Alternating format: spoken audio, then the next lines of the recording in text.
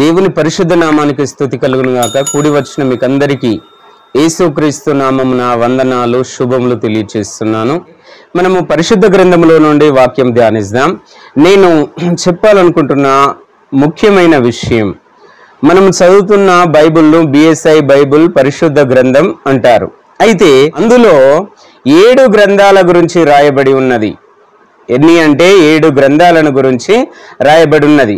ప్రకటన గ్రంథం 20వ అధ్యాయం 12వ వచనములో అక్కడ ఏం రాయబడి ఉన్నది అంటే, అప్పుడు జీవగ్రంథము వేరొక గ్రంథములు విప్పబడెను అని రాయబడి ఉంది. మొదటిది ఏంటిది అంటే జీవగ్రంథం వేరొక గ్రంథములు విప్పబడెను అని ఉంది. ఆ గ్రంథానికి ఉన్న పేరులో ఒకటి జీవగ్రంథం, రెండవది వేరొక గ్రంథములు విప్పబడెను. తర్వాత దానియేలు గ్రంథం 10వ అధ్యాయం 21వ వచనం. దానియేలు గ్రంథం 10వ అధ్యాయం 21వ వచనములో ఏం రాయబడి ఉన్నది? అయితే సత్యగ్రంథమందు వ్రాయబడినవి నీతో చెప్పుటకు వచ్చి ఉన్నాను అని దూత చెప్తా ఉంటాడు. ఆ గ్రంథానికి ఉన్న పేరేంటిది అంటే సత్యగ్రంథం. తర్వాత రెండో గ్రంథం అయింది. 3వ గ్రంథంలో ఏం రాయబడి ఉన్నది అంటే దానియేలు గ్రంథం 12వ అధ్యాయం 1వ వచనం. అయితే గ్రంథమందు దాఖలైన నీ జనులను గురించి అని రాయబడి ఉంటది. అయితే గ్రంథమందు దాఖలైన నీ జనులను గురించి అనగా గ్రంథమందు రాయబడిన జనులను గురించి అనగా ఆ గ్రంథము పేరేంటిది అంటే రాయబడినటువంటి జనులను గురించి ఉన్న గ్రంథము. తర్వాత దానియేలు గ్రంథము 7వ అధ్యాయం 10వ వచనములో తీర్పు తీర్చుటకై గ్రంథములు విప్పబడెను. ఏమని రాయబడి ఉన్నది? తీర్పు తీర్చుటకై గ్రంథములు విప్పబడెను అనగా ఈ గ్రంథం పేరేంటిది అనగా తీర్పు తీర్చే గ్రంథము. ఎవరెవరి తీర్పు? ఒక్కొక్క గ్రంథము ఒక్కొక్క పేరుంది. తీర్చే గ్రంథం. ఆ తర్వాత కీర్తన గ్రంథం 139వ అధ్యాయం 16వ వచనం. గ్రంథపు చుట్టలో నన్ను గురించి రాయబడిన గ్రంథము.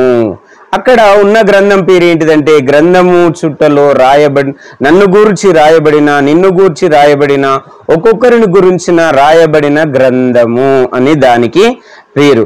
తర్వాత ప్రకటన గ్రంథం 5వ అధ్యాయం 1వ వచనములో ఏం రాయబడినదంటే 7 ముద్రలు గట్టిగా వేసి ఉన్న ఒక గ్రంథం, లోపల వెల్పట రాత కలిగిన గ్రంథం. 7 ముద్రలు గట్టిగా వేసి ఉన్న ఒక గ్రంథం.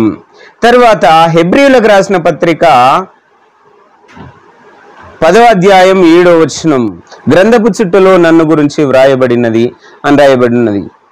అయితే ఇక్కడ ఉన్నటువంటి గ్రంథాల పేరులో ఒక్కొక్క గ్రంథం ఒక్కొక్క విషయాన్ని మనకు బోధిస్తుంది. మొదటి గ్రంథం పేరు ఏంటిది? జీవ గ్రంథం. ఎవని పేరైనను జీవ గ్రంథంలో రాయబడకపోయినట్లయితే వాని పరిస్థితి. జీవ గ్రంథం వేరొక గ్రంథం, అది ఒకటిది. తర్వాత రెండోది సత్యగ్రంథం. సత్యగ్రంథం అని రాయబడి ఉన్నది. అయితే సత్యగ్రంథమందు ఏం రాయబడి ఉన్నవి? ఎవరిని గురించి రాయబడి ఉన్నది? అయితే మూడోది అయితే గ్రంథమునందు దాఖలైన వారు. గ్రంథమునందు దాఖలైన వారు అనగా గ్రంథమందు రాయబడిన గ్రంథం. తర్వాత 4వది తీర్పు తీర్చుటకై గ్రంథములు అని రాయబడి ఉన్నది. తీర్పు తీర్చే గ్రంథము. తర్వాత తీర్పు తీర్చే గ్రంథము ఏం తీర్పులు తీరుస్తుంది? ఏమి తీర్పులు తీరుస్తుంది అనగా ఎవరి క్రియ చొప్పున వారికి రావలసిన ప్రతి ఫలమును గురించి అక్కడ రాయబడి ఉన్నది. తర్వాత ప్రకటన గ్రంథం 5వ అధ్యాయం 7వ వచనములో 5వ అధ్యాయం 1వ వచనములో 7 ముద్రలు గట్టిగా వేసి ఉన్న గ్రంథం, లోపల వెలుపట రాత కలిగిన గ్రంథం. ప్రకటన గ్రంథం ఆమోసు భక్తునికి, ఒక ప్రవక్తకు ఎగిరిపోతున్న ఒక పుస్తకమును చూపిస్తూ ఉంటాడు. అయితే ఇక్కడ ఏం రాయబడి ఉన్నది అంటే గ్రంథాలు విప్పబడే ఒక కాలం ఉన్నది. ఆ ఒక్కొక్క గ్రంథం ఒక్కొక్క పనిని వివరించి చెప్పే గ్రంథం. అన్నింటినీ ఒకే గ్రంథంలో రాసి మెన్షన్ చేసినట్టు లేదు, కానీ సత్య గ్రంథమందు రాయబడ్డది సత్యముగా ఉన్నవి, తీర్పు తీర్చే గ్రంథమందు రాయబడి ఉన్నది. తాను ఏం చేసిండు భూమి మీద ఉన్నప్పుడు? ఫలానా పని చేసిండు, అది రాయి. అది మంచిదైతే మంచి తీర్పు రావాలి తనకు, చెడ్డదైతే చెడ్డ తీర్పు రావాలి తనకు. కాబట్టి అది నీ యొక్క పర్సనల్ గ్రంథం, నీ యొక్క పర్సనల్ గ్రంథం అక్కడ మెన్షన్ చేయబడుతుంది.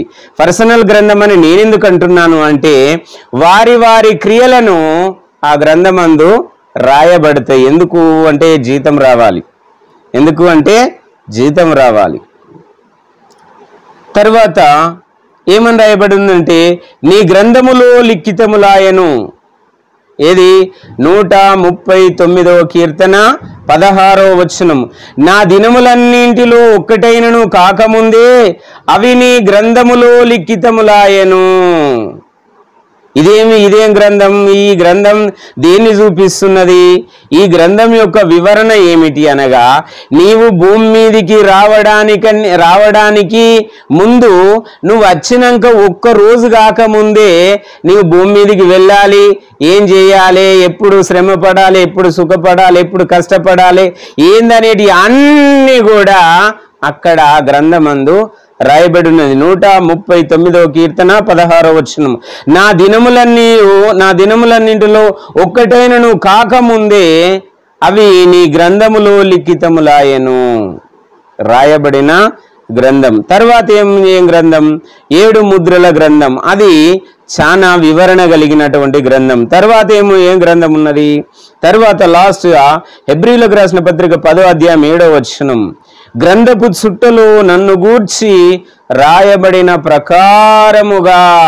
అప్పుడప్పుడు అంటారు ఏమి రాసిందో ఏమో అని అంటారు. కాబట్టి రాతను గురించి తెలుసుకోవాలి అని అనుకుంటే తలకాయని తీసుకొని తోలు తీసి తలరాత అని చెప్పి అక్కడ చూస్తాడు, ఏం కనబడదు. కానీ రాతను తెలుసుకోవాలంటే పరిశుద్ధ గ్రంథంలో ఉన్న 7 గ్రంథాలను వివరణ గురించి ఒకవేళ ప్రార్థన పూర్వకంగా నువ్వు ధ్యానిస్తానో ప్రార్థిస్తానో, నీకు సమయం ఉంటే ఏ రకంగానో చూస్తే ఆ 7 గ్రంథాలలో నీ ఏడుపును గురించి, నీ క్రియలను గురించి, ప్రతి ఒక్కదాని గురించి వివరణ అందులో ఉంటది. ప్రతి ప్రశ్నకు జవాబు బైబిల్ నందు చూడగలము. ప్రతి ప్రశ్నకు జవాబు ప్రభు అయిన యేసుక్రీస్తు కల్వరిలో మరణించి తిరిగి లేచినటువంటి ఆయన చేసిన శిల్వ యజ్ఞములో నీ ప్రతి ప్రశ్నకు జవాబు అక్కడ ఉంటది. ఈ మాటలను బట్టి దేవుడు మిమ్మల్ని దీవించి ఆశీర్వదించి నడిపించునుగాక.